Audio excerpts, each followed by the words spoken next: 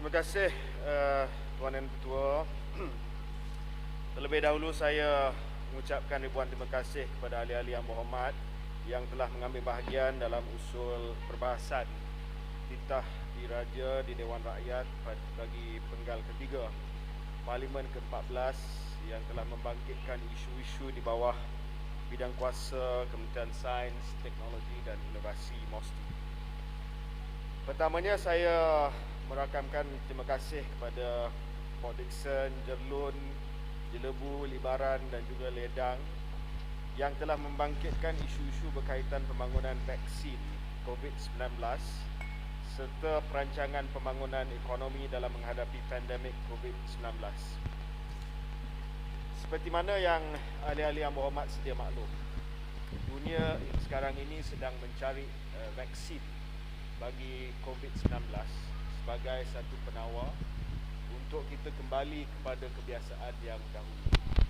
Sekiranya tidak dapat vaksin, maka kita akan kekal dalam keadaan norma baru ini. Dan kita melihat bahawa di dunia sedang berlangsung diplomasi vaksin, di mana banyak negara-negara maju telah mula membeli vaksin-vaksin yang sedang dibangunkan oleh syarikat farmasi, terutamanya syarikat-syarikat farmasi barat.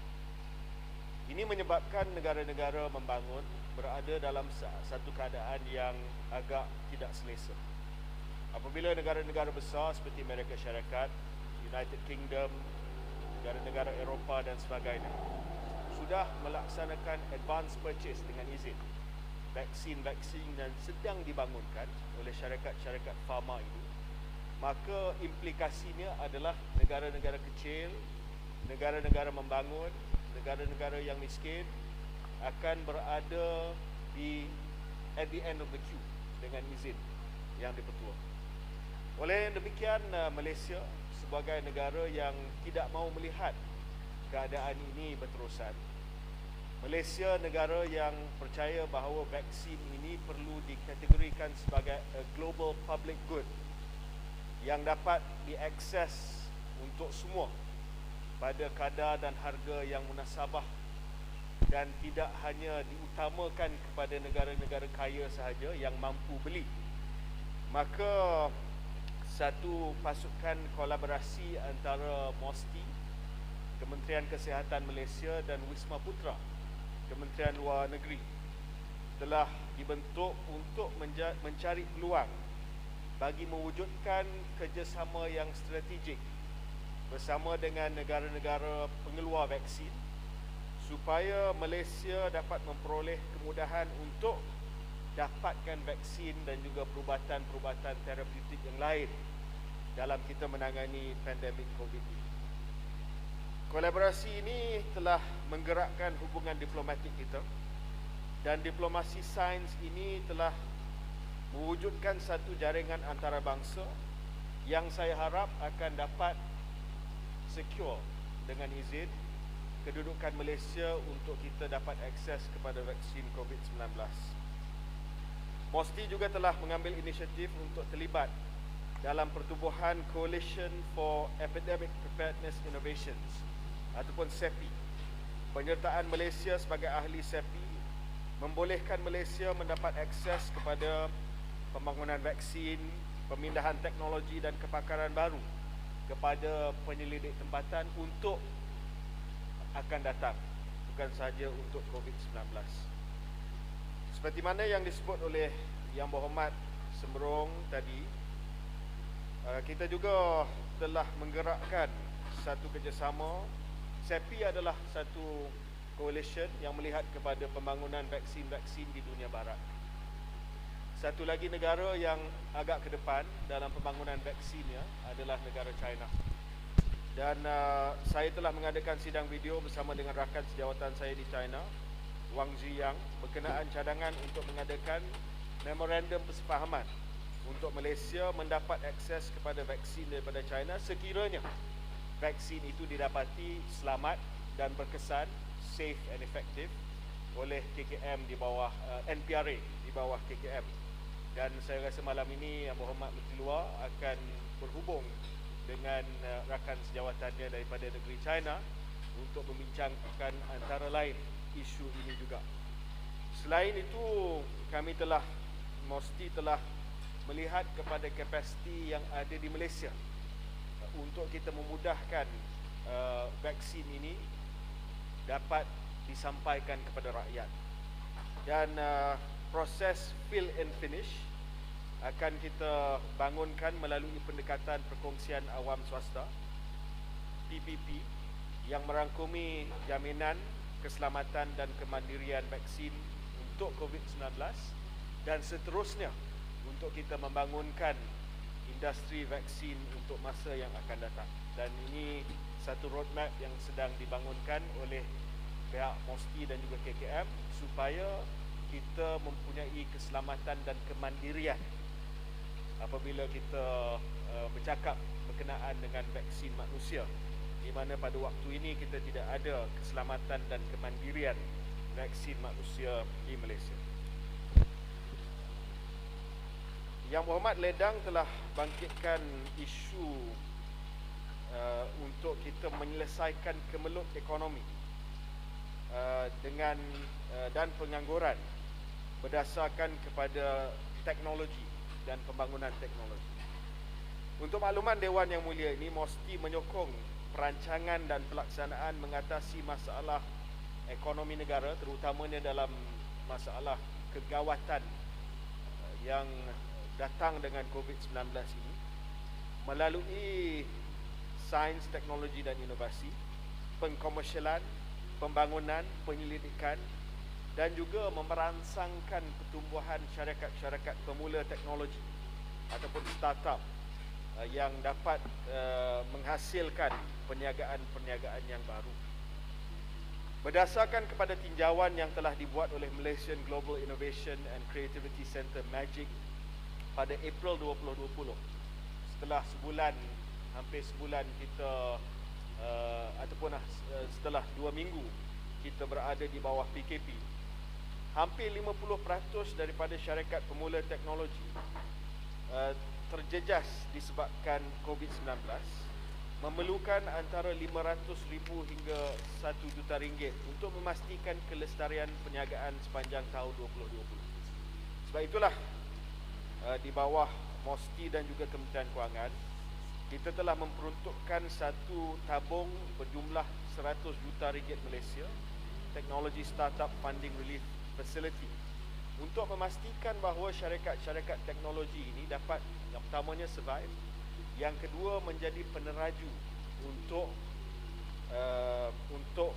recovery ataupun untuk kita menyelesaikan kemelut ekonomi disebabkan COVID-19.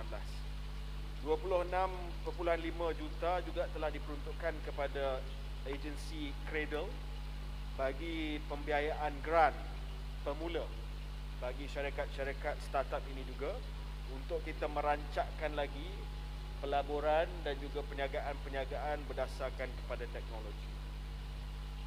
MOSTI juga melalui agensi Venture Tech telah pun menyediakan pembiayaan bagi syarikat Duo Pharma dan juga sebuah syarikat bioteknologi daripada Korea Selatan untuk membangunkan industri biosimilar.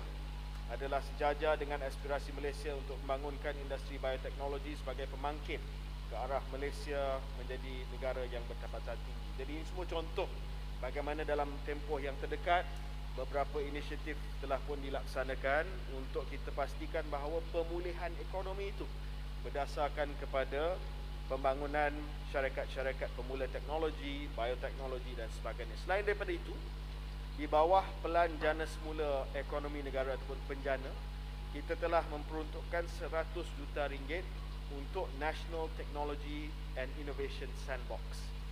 NTIS yang akan diselaraskan oleh MAGIC dan dilaksanakan menerusi kerjasama merentas kementerian dan agensi akan memberi peluang kepada penyelidik penggerak inovasi, startup dan usahawan teknologi tinggi tempatan ya, untuk menguji produk perkhidmatan model perniagaan bagi menyelesaikan pelbagai masalah yang dihadapi oleh negara. Sandbox ini akan mula pada bulan ini dan kita telah menerima pelbagai permohonan yang merangkumi aplikasi teknologi seperti robotik dan Internet of Things untuk menyelesaikan masalah dalam sektor-sektor seperti pembuatan, pertanian.